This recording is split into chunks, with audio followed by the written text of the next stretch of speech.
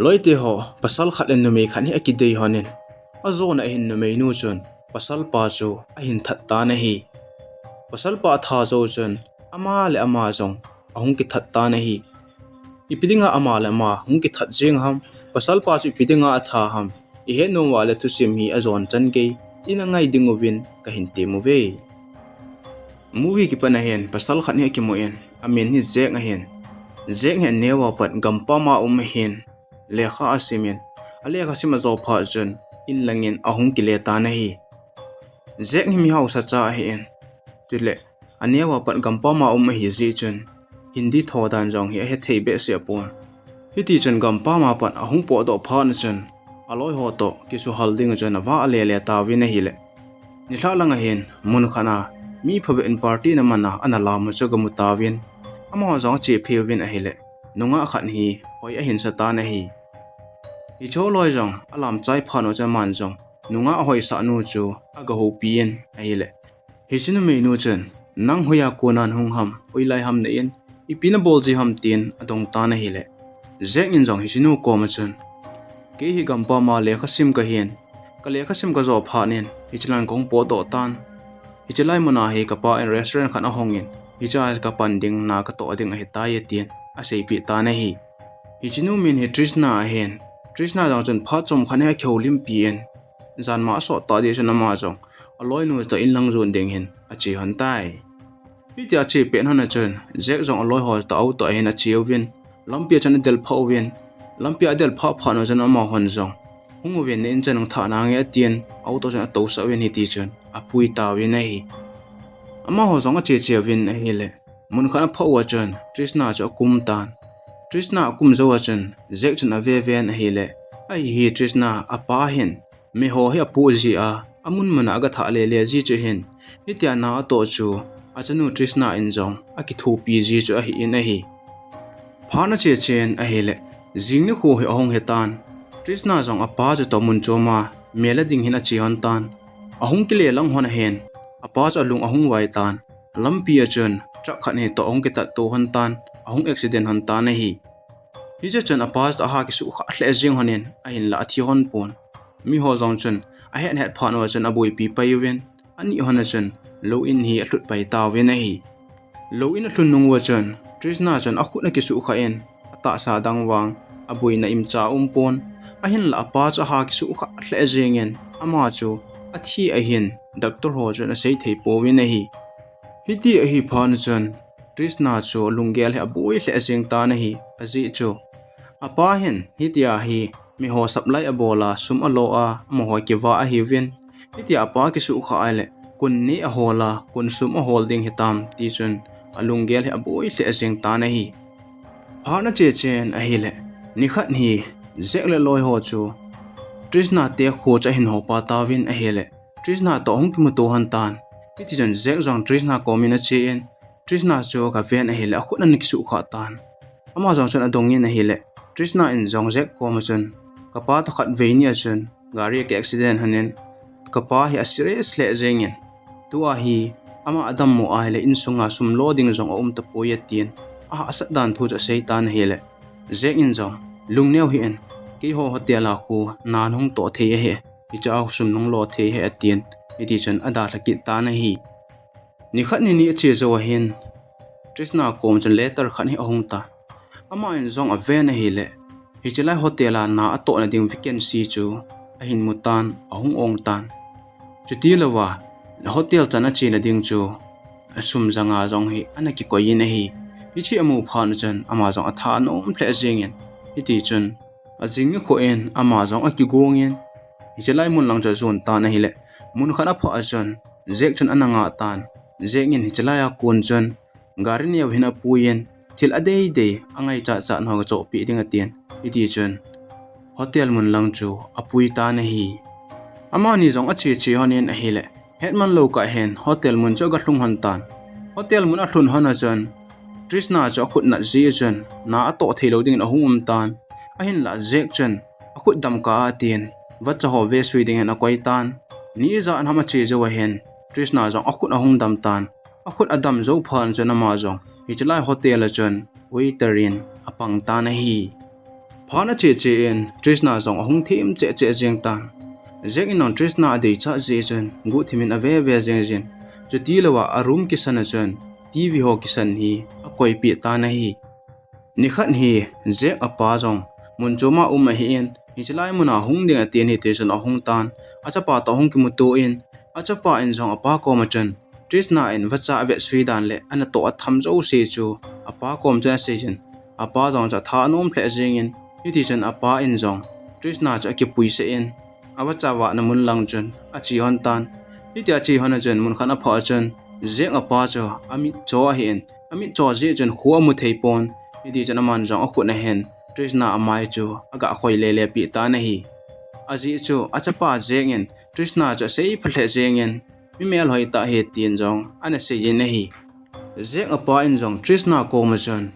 zeng in lung sit hi nam pha hi nam tin ada hlata na hi le hitia zeng apa en Trishna ko ma se chen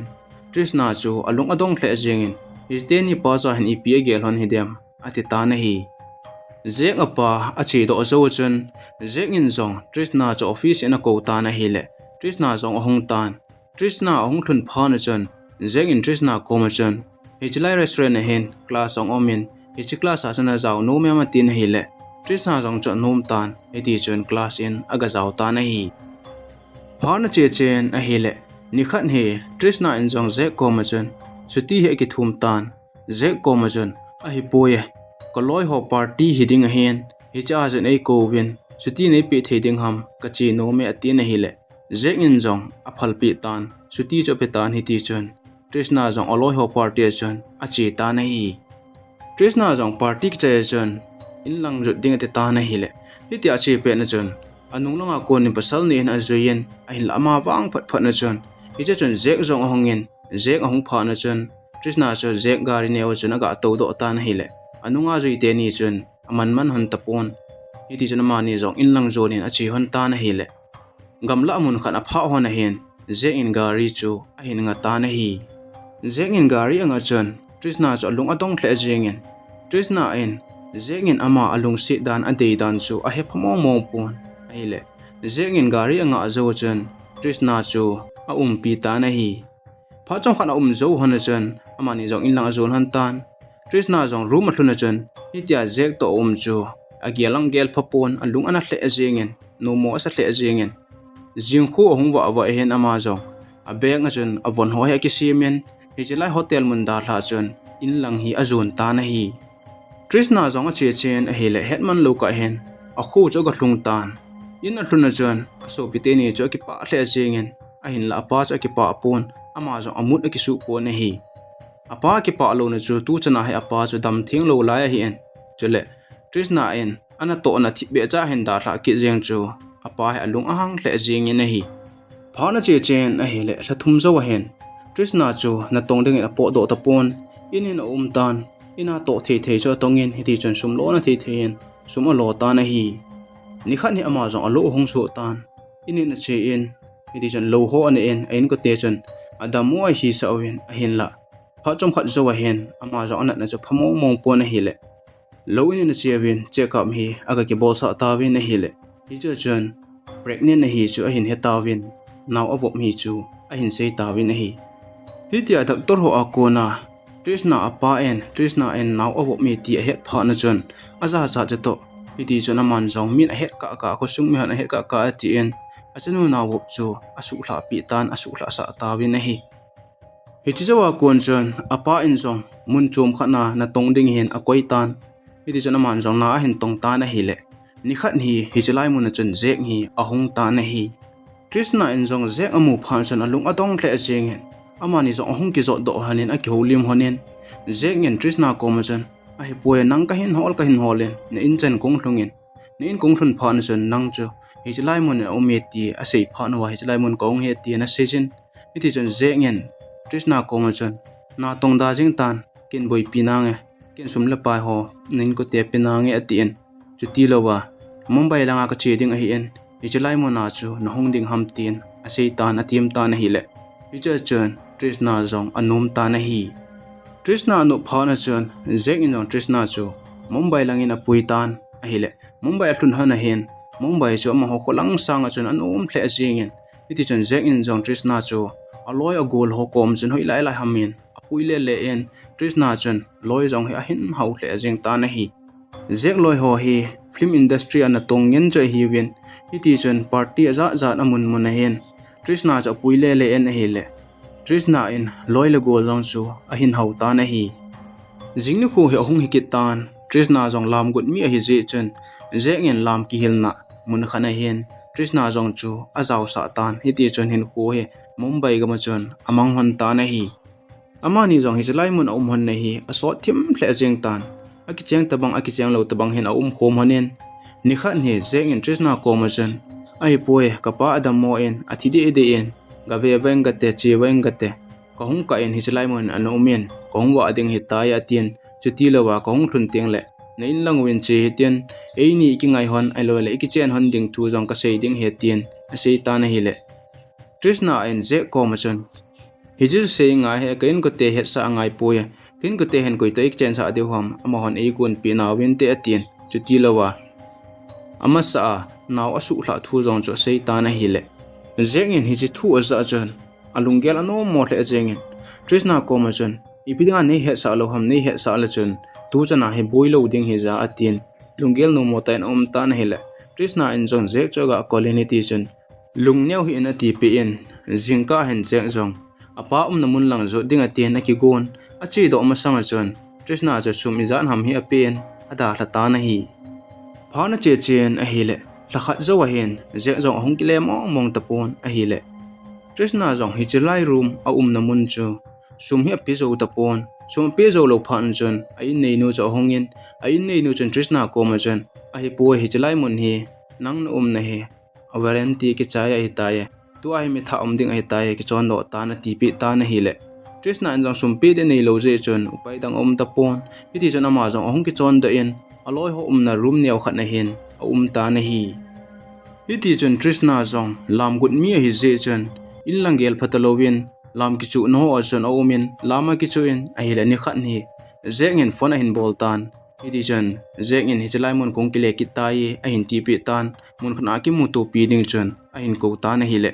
jingni kho a hen Trishna jong zek ta ki mu to ding chun a che tan a hong ki mu to han ta na hi ama ni jong a ki mu to hon a chun zengin jong Trishna ko ma chun ipidinga I room la hon ani kho ki chai jong chun hin sei lo ham phone hin bolan hin sei thei lo ham nang wang phone in jong I ma chana boina jong na sei ji po ya ti pe en iti chun apa adam do zo lo a thi dan thu cho sei jin apa a thi ta je na ama en a hotel bolo abe sui ding chun a sei jin hi chlai mun la ki le ki ding chun sei ta na hi le Trishna in jong zui ding re ta ni ti chun ama ni jong hi chlai mun lang chu azon kin han ta na hi ama ni jong a chi chi honen a hi le hetman lo ka hen hotel mun aga hlung hon tan hotel mun a hlun hon a chun to the a tong honen iti chun ahung hon ta na hi le pha chom khat zowa kon chun zek in on Trishna chu a room in a ko jeng ji ta na hi le Trishna in jong zek chu ki ngai pi hi wang chun apa in a phat sa lo a het chit lo ji chun iti sei ding ham amu ki ngai pi ta bang hen a umin hitia zek in a bol jeng pha na chun alung hi amung thei mong phon alung a hang tle jeng tan ni khat ni zek in Trishna chu special ta hen ko tan a hele zan hi ahong hi tan hi cha chun zek chu alumin akizamin hitia zek a lai ta chun Trishna in jong chemcha khan he latan chemcha chun zek chu asun li ta na hi Trishna in jong zek a tha chun akitsa hle jengin zek a thia hi phan chun ama jong jing ho ahong wa hen in lam zon ding hen ahong jam ta na hi ama jong a che chen a hela hetman lo ka hen a in mun he ga hlung kit tan in mun a hluna hen so pichang cha ki pa hle jeng ovin a hin la pa cha lung hlai mo mong pon ama lang jeng cha jong chu vet ding jong ati ta po na hi jingni ko he ahong he kit tan Trishna in jong so pite ni chu skula ding he ga tha tan skula tha zo chun aman jong Adongmapa asut le ne chem cha chu aki ko en eti chun gamla lang mul lang chu achang se na zon tan